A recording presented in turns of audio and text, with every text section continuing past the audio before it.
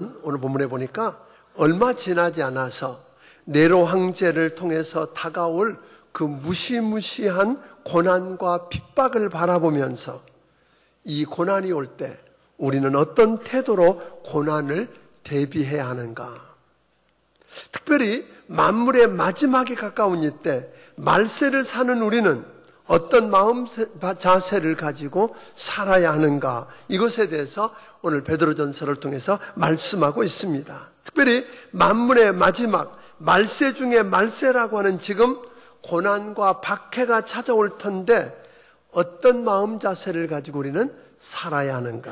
특별히 7절은 그래서 이렇게 이야기합니다. 7절을 같이 읽어봅니다. 시작. 만물의 마지막이 가까이 왔으니 그러므로 너희는 정신을 차리고 근심하여 기도하라. 원래 이렇게 보니까 우리에게 뭘 요구했어요? 기도하라고 가르쳐줍니다. 그냥 기도하는 게 아니라 깨어서 근신해서 기도해야 한다고 가르칩니다.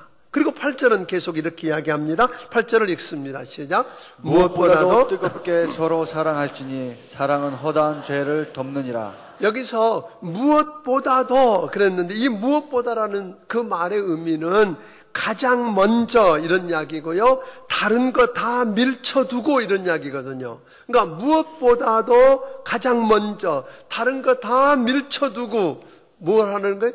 서로 뜨겁게 뭐하라? 사랑하라고 하는 이야기입니다. 다시 말하면 말세에는 사랑하기를 뭐하는 것보다 기도하는 것 이상으로 힘써야 한다고 오늘 주님은 말씀하고 있는 겁니다. 왜냐하면 마태복음 24장 12절에 보니까 말세가 되면 불법이 성함으로 많은 사람의 뭐가 식어진다고요? 사랑이 식어질 거라고 이야기합니다. 그러니까 이야기입니다. 세상의 종말이 가까워지면 사랑이 점점 식어질 테니까 사랑하는 것보다 더 중요한 일이 없다는 이야기예요. 오늘 여러분 주변에 가만히 좀 보면 시나 노랫말 가사에 그리고 드라마에 사랑이라는 말이 많이 등장합니다. 단골 메뉴가 되어 있습니다. 거기다가 오늘 사랑이라고 하는 것을 주제로 삼아서 드라마나 이런 쪽에 모든 것들이 이야기하고 있지만 그런데 세상은 보니까 사랑이 점점 뭐하고 있어요? 식어가고 있고 사랑을 잃어가고 있더라. 사랑한다는 말은 참 많이 하는데 희생이 따르지 않는 아주 얄팍한 이기주의에 물든 싸구려 사랑을 이야기하고 있더라 하는 겁니다. 말세의 사랑이 식어지면 가장 치명적인 피해를 입는 곳이 어딜까요? 가정이라고 이야기합니다. 가정은 사랑이라고 하는 토양에다가 뿌리를 내리고 있고 가정은 사랑으로 구성되어 있는 유기체이기 때문에 오늘 사랑이 식어지면 제일 먼저 피해를 보는 곳이 어디라고요? 가정이라는 거예요.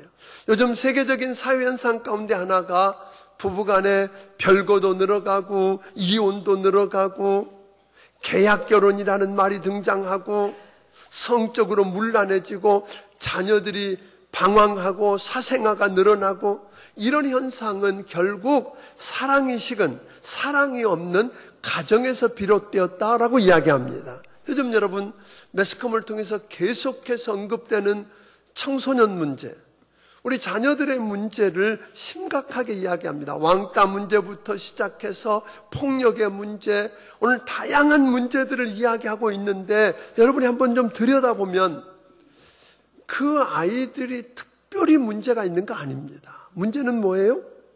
어떤 학교 선생님을 통해서 알아보니까 이렇게 이야기합니다.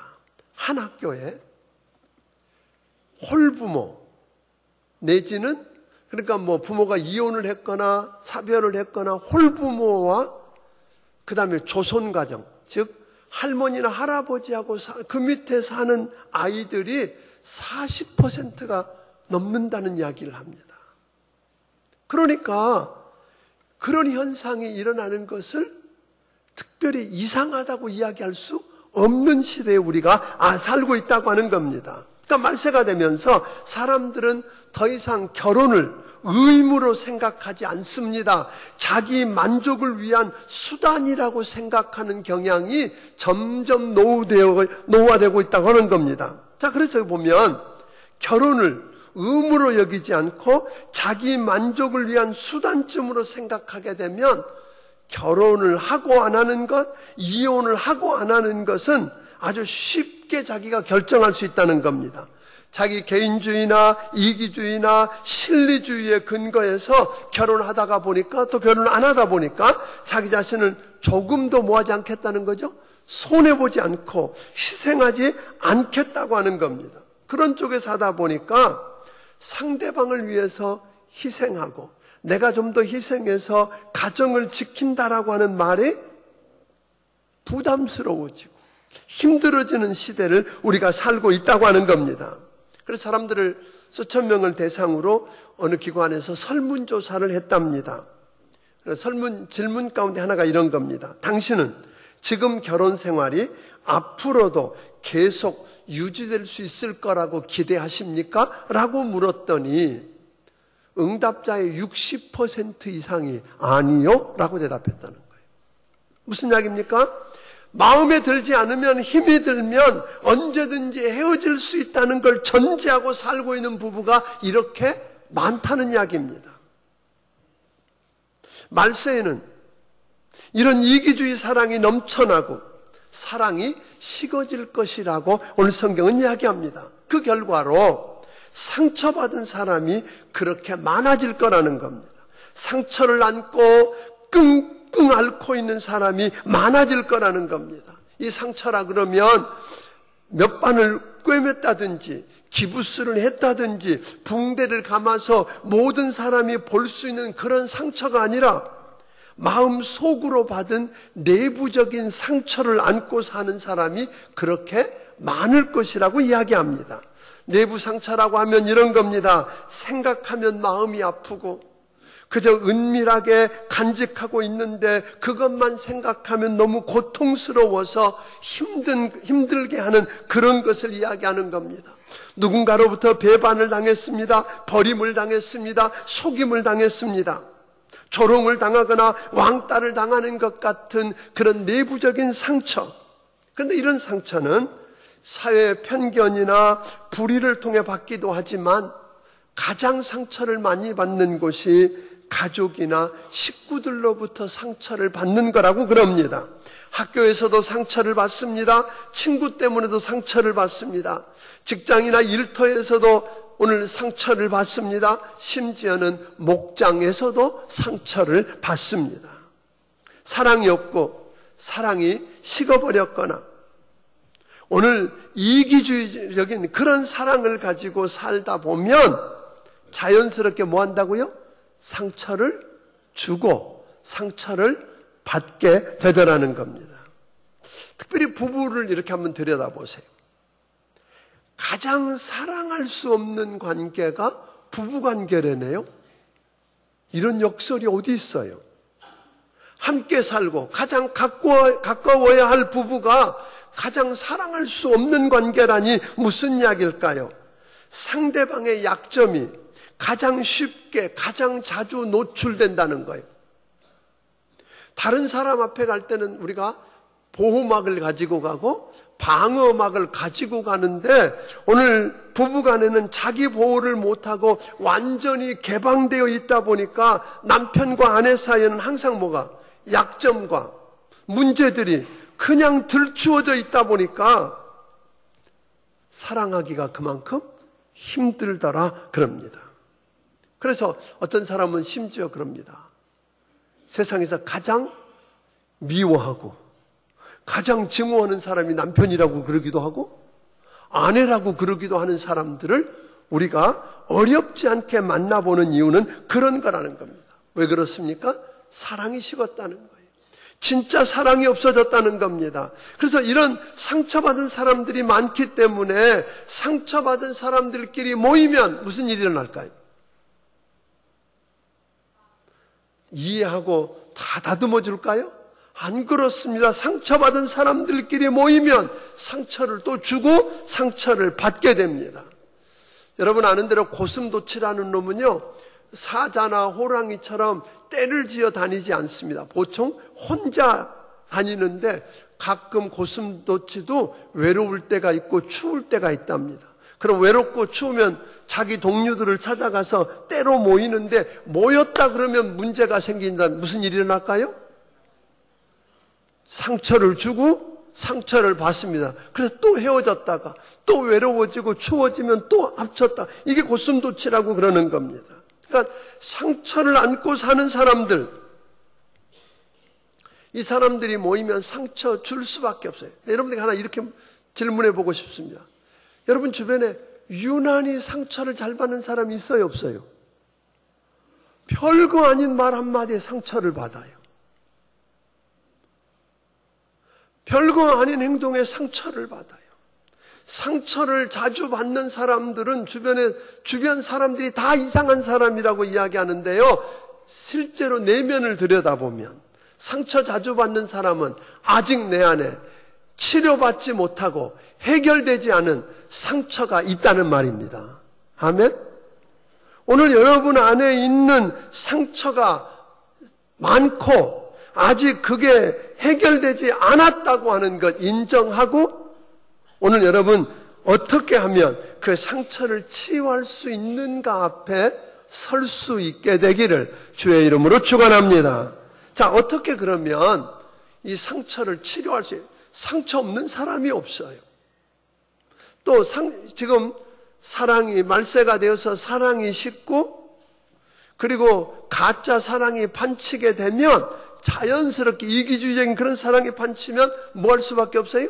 상처를 받을 수밖에 없다. 가정에서, 직장에서, 학교에서, 오늘 어디서든지 상처를 받을 수밖에 없는데, 상처를 치료하려면 먼저 상처 준 자를 용서해야 합니다. 말도 안 돼. 다른 사람은 몰라도 그 사람은 용서받을 자격이 있어요, 없어요? 없는 사람이라고 생각하지 않으세요? 그런 사람이 용서를 받는다면 하나님 안 계시는 거예요. 정의가 없는 거예요. 그렇게 생각하지 않으세요? 여러분, 그런데 예수님 보세요. 예수님은 여러분 잘 아는 대로 십자가에서 양손과 양발에 못을 박히고 옆구리 창에 찔리고 머리에 가시관을 쓰시고, 그리고 온몸이 채찍으로 맞아서 육체적인 상처가 없는 곳이 없는 분이었어요. 그런데 더 아픈 상처는 그게 아니라 마음의 상처였다고요. 배반당하고 배척당하고 미움당하고 모욕을 당하고 버려진 이 마음의 상처가 우리 주님에게 있었다고요. 그분은 육체적으로나 마음적, 내면적으로 상처를 심하게 받은 분이에요. 그런데 그분이 어떻게 했는가? 누가복음 23장 34절은 우리에게 이렇게 이야기합니다. 같이 읽어봅니다. 시작. 이에 예수께서 이르시되 아버지 저들을 사하여 주옵소서, 자기들이 하는 것을 알지 못하나이다 하시더라. 그들이 그의 옷을 나눠 제비 뽑을세. 여러분, 예수님이 말씀하신 대로 그분은 12영이나 되는 수만 명의 천사를 보내서 그들을 멸하실 수 있습니다. 그 문제를 막을 수 있었습니다. 십자가에서 내려올 수 있었습니다. 그리고 저들을 복수할 수 있는 능력이 있었는 분인데, 그분은 이렇게 말합니다.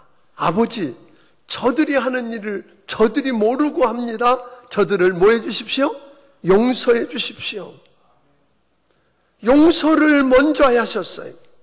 사랑하는 여러분, 오늘 우리에게도 그 여러분과 나를 그렇게 용서하신 예수님이 우리에게 요구하십니다.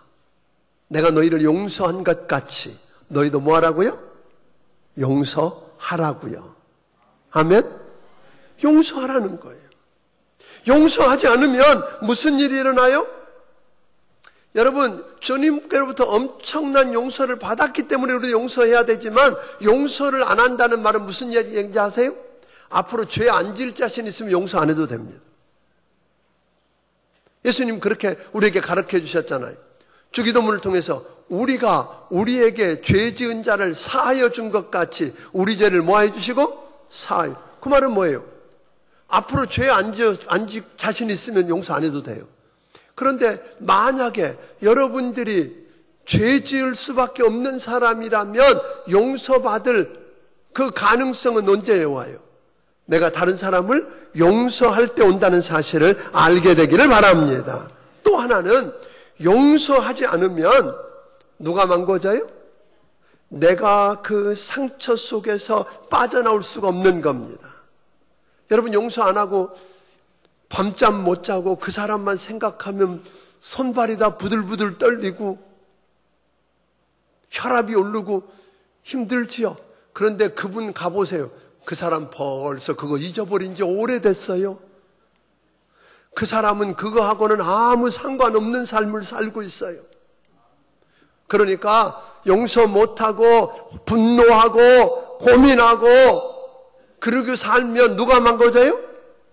아니 그 사람이 망고져야 되는데 내가 망고진다는 거잖아요. 오늘 여러분과 내가 살기 위해서 용서하게 되기를 주의 이름으로 축원합니다. 분노하면 누가 제일 먼저 상처를 받아요?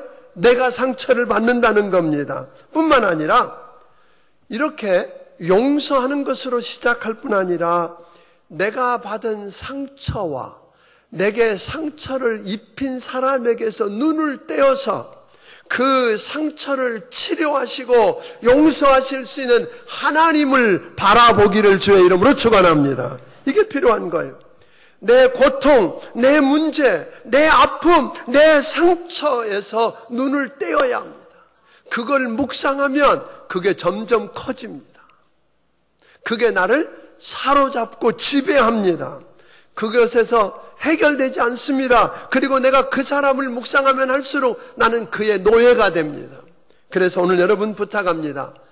그 문제가 아니라 그 상처가 아니라 상처 준 사람이 아니라 상처를 치료하고 고치실 수 있는 살아계신 하나님의 아들 예수님을 바라보기를 주의 이름으로 축원합니다.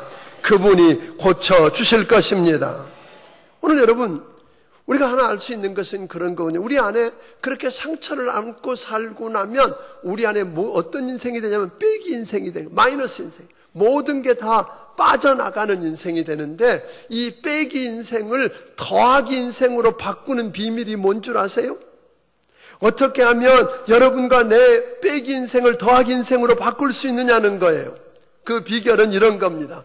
여러분의 빼기에다가 위로부터 아래로 줄을 긋기를 바랍니다. 그러면 더하기 표인 십자가를 만들게 될 것입니다. 그리고 그 십자가를 통해서 길이요 진리요 생명 되신 예수님 그 십자가를 통해서 하나님께 나아가서 그분을 만나는 여러분들이 되기를 주의 이름으로 축원합니다.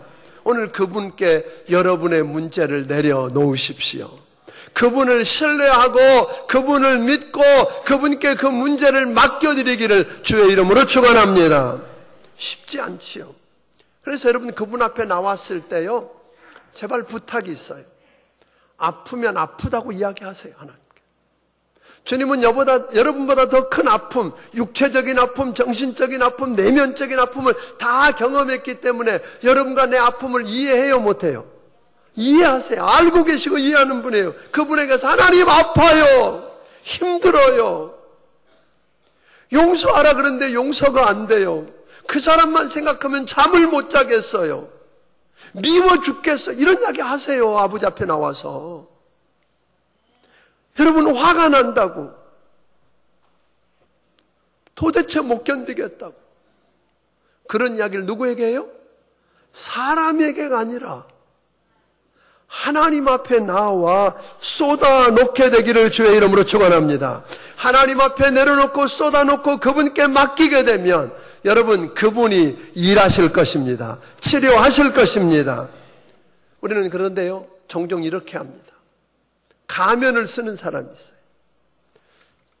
아무 일도 없는 것처럼 괜찮은 것처럼 가면을 쓰고 웃기도 하고 아무렇지 않는 것처럼 하는데 실상 속을 들여다보면 속 안에는 뭐예요? 전쟁입니다. 여러분 가면 쓰고 아닌 것처럼 이야기해서 해결되지 않습니다.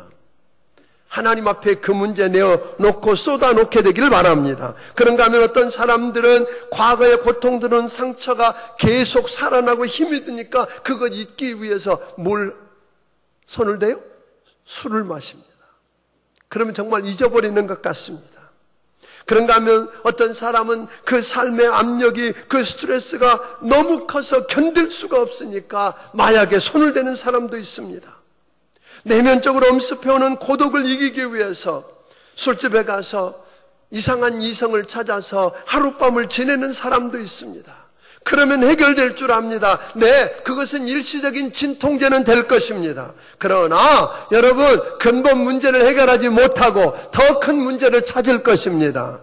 오늘 여러분, 주님 앞에 쏟아놓기를 바랍니다. 오늘 주님 앞에 나와서 있는 그대로 사람에게 이야기한 문제가 되지만 하나님께 쏟아놓고 오늘 그분이 여러분을 용서하시고 만져주시고 고쳐주시는 은혜를 체험하게 되기를 주의 이름으로 축원합니다. 다시 말하면 우리가 이 상처를 안고 살면 뭐 하게 된다고요?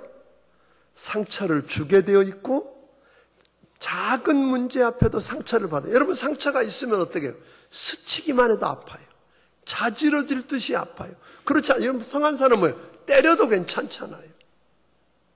그러니까 내 안에 있는 상처를 여러분 반드시 뭐 해야 돼요? 치료해야 돼요. 그러기 위해서 여러분에게 상처 준 사람을 예수님이 그런 것처럼 용서하기를 바랍니다. 아멘. 그리고 상처와 문제와 상처 준 사람에게서 눈을 떼어서 그 상처를 해결하시고 문제를 해결하실 수 있는 전능하신 하나님을 바라보기를 주의 이름으로 축원합니다. 그리고 그 하나님 앞에 여러분의 모든 문제들을 쏟아놓으십시오. 오늘 아픔을 쏟아놓으십시오. 여러분의 감정과 여러분의 느낌과 여러분의 답답함을 다 쏟아놓고 그분을 신뢰하고 그분께 맡기기를 주의 이름으로 축원합니다. 그러면 그분이 고치실 것입니다. 또 하나, 우리가 이 문제를 쏟아놓고 기도했다고 다 해결되지 않습니다. 이 상처를 인간은 홀로 감당할 만한 힘이 없는 거 우리 주님 아셨기 때문에 아담을 만들어 놓고 주님 그렇게 이야기하십니다. 아담아, 내가 홀로 독처하는 것이 좋지 아니하니 돕는 배필을 지으리라고 하시고 하와를 데려다 주시는 게 가정의 시작이었던 것처럼 우리 인간은 아무리 똑똑하고 힘이 있고 지혜가 많아도 혼자서는 안 됩니다. 그래서 오늘 여러분, 그런 아픔이 있을 때 이웃을 향해서, 가족을 향해서 나는 당신이 필요하다고 손을 내밀 수 있게 되기를 바랍니다. 아멘. 옆에 있는 분에게 한번 이야기해 볼까요? 나는 당신이 필요합니다. 근데 이제 아무 엔터나 당신 그러면 이제 혼나니까. 예. 그래요. 나는 나 혼자서는 안 되고 당신이 필요하다고. 우리 교회가 당신을 필요로 한다고 이야기할 수 있는 여러분들이 되기를 주의 이름으로 축원합니다. 이 말은 다른 말로 바꾸면 이런 거예요. 이렇게 많은 사람들이 모여 있어도 여전히 외로운 분이 계세요. 앞뒤 둘러봐도 아는 사람이 없어. 그냥 얼굴은 몇 번 봤는데 이름도 모르고.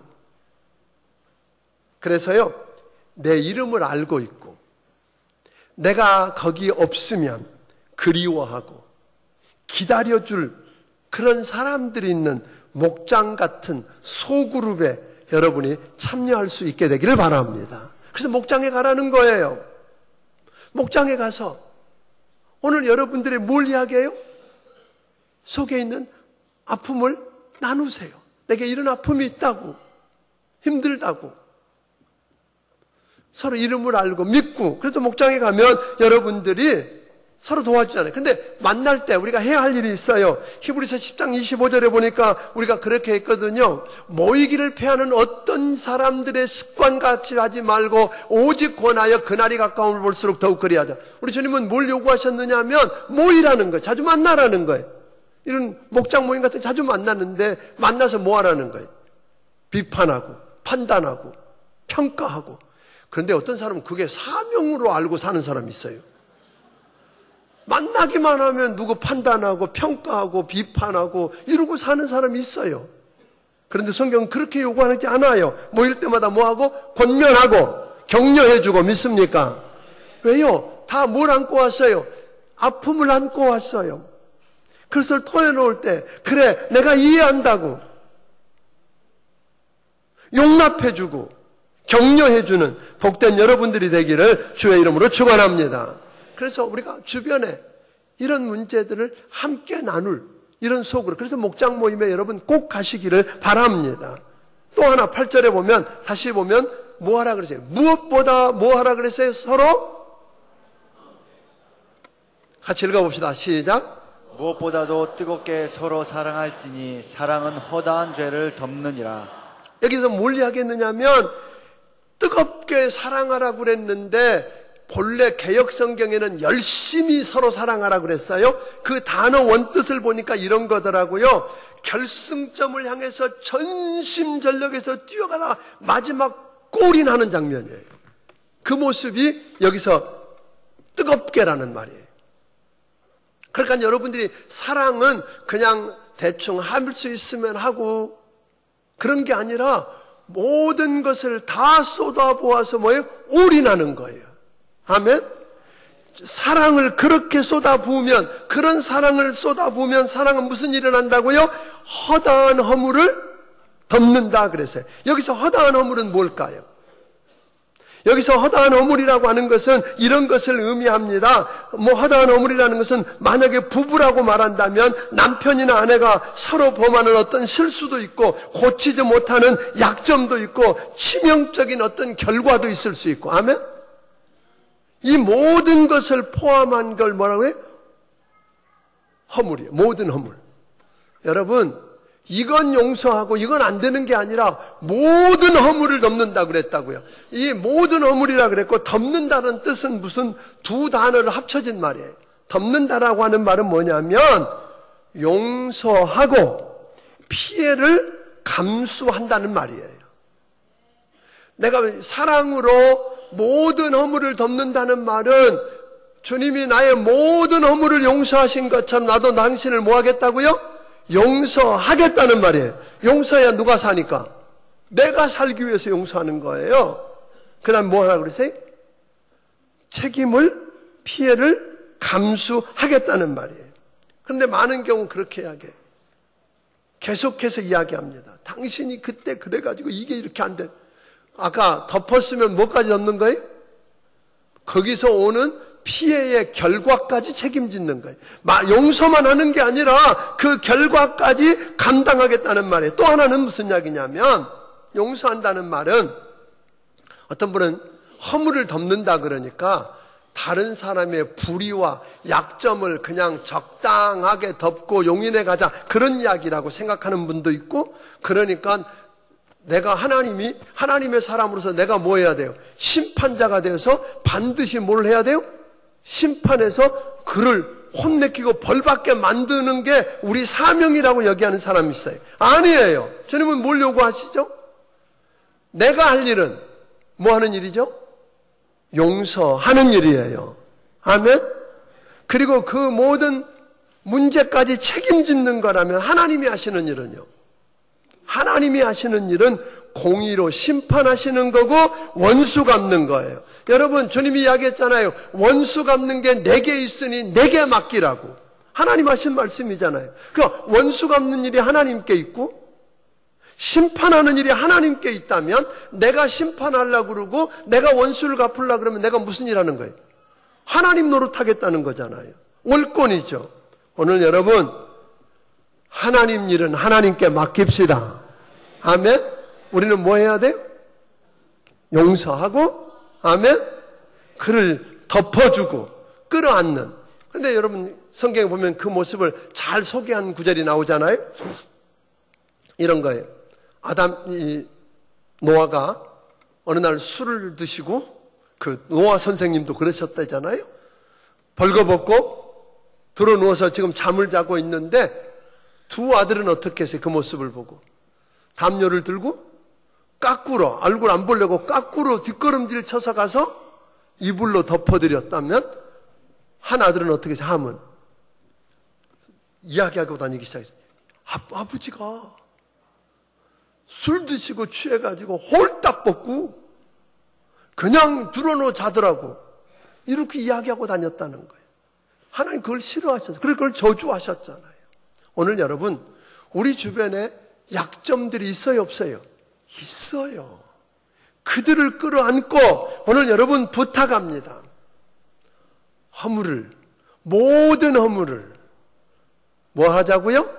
용서하고 그 결과까지 책임지어주는 이런 축복이 있게 되기를 바랍니다. 그래서 그건 결과는 누구에게? 하나님이 하시도록 만들자고요. 필요하면 하나님이 심판하실 거고 하면 하나님이 역사하실 것입니다. 뿐만 아니라 대접하고 섬기라고 이야기했어요. 저는 그런데 오늘 시간에 어떻게 하면 기왕에 이런 상처를 치료한 것으로 끝나는 게 아니라 우리 삶을 더 풍성하게 만들 수 있겠는가 세 가지 예를 들어서 말씀을 드리려고 합니다. 그 마틴 셀리그만이라고 하는 사람이 쓴 책 가운데 플로리시라고 하는 책이 있는데 거기 보니까 재밌는 예들이 나왔어요. 하나는 감사 방문하기 그런 거예요. 감사 방문이라고 하는 건 이런 거예요. 조용히 눈을 감고 한번 집에서 여러분들이 한번 생각을 해보세요. 그러면 내 인생을 바꿨거나 내 인생에 결정적인 영향을 주었던 어떤 사람의 말이나 행동이 있어요. 그러면 그 사람이 오늘 내 인생에서 내게 무엇을 했고 어떤 말을 했는지를 생각하면서 기록하고 그것이 내 인생에 어떤 영향을 끼쳤는지를 기록하고 그리고 내가 그것에 대해서 지금도 감사하고 잊지 않고 있다고 하는 것을 쓰는 거예요. 그래서 그런 이야기를 너무 길게 말고 한 페이지 정도만 쓰는 거예요. 그리고 편지 봉투에다 넣고 그리고 그분에게 전화를 하는 거예요.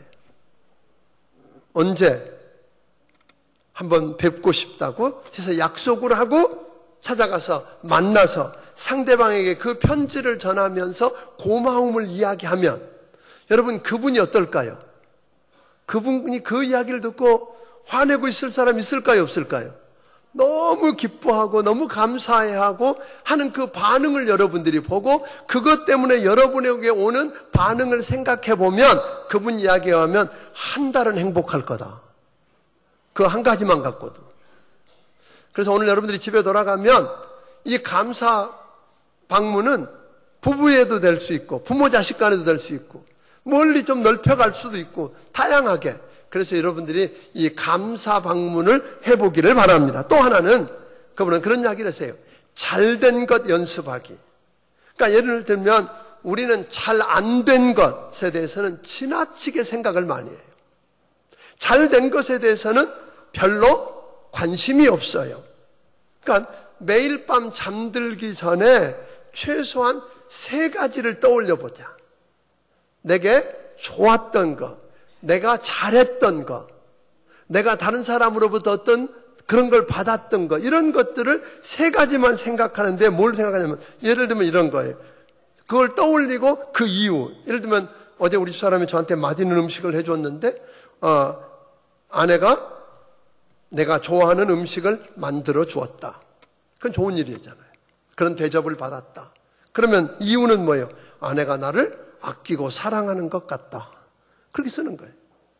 그 외에 내가 좋았던 것들을, 근데 안 그러면요, 밤 자기 전에 뭐만 생각나요? 억울하게 당했던 거, 내가 실수했던 거, 못한 거, 이것만 가지고 묵상하다가 잠 설치고, 그리고 그거 매여 있으면 그런 실수를 다음에 안 할 것 같은데 또 어떻게 해요? 그렇게 가요. 그런 말을 하고. 세 번째로는 마지막으로 로사 비율이라 그랬어요. 이건 로사다 비율인데 무슨 말이냐면 바브라 프레딕슨이라고 하는 교수가 60개의 기업체를 가지고 오랫동안 조사를 했어요.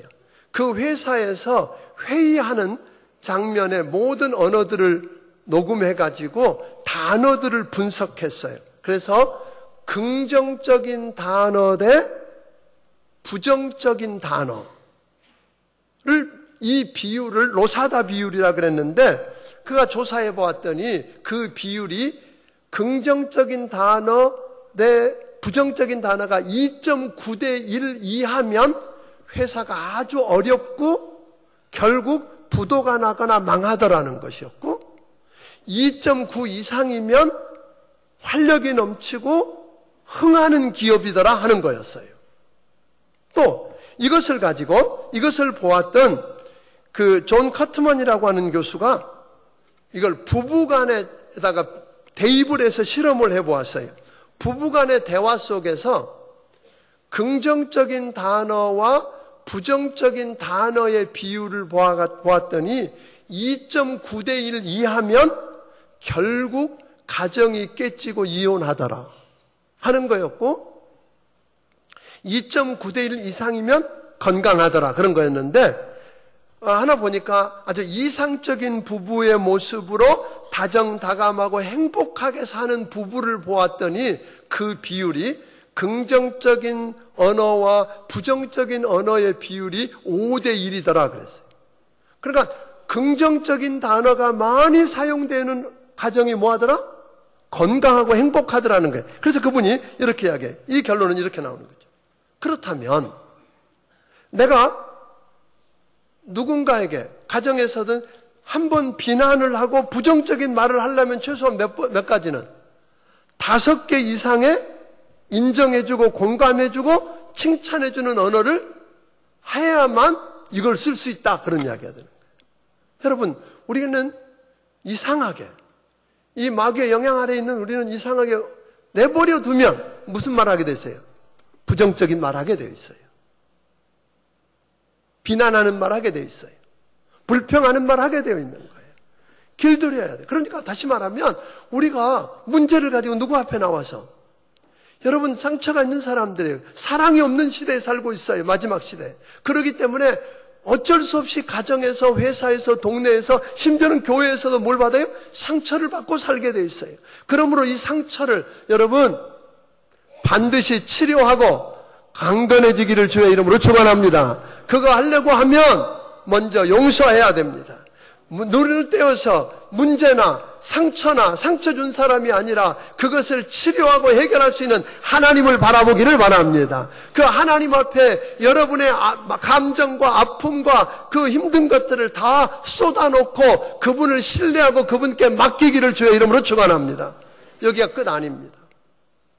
그렇게 했으면 우리가 해야 할 일이 있어요.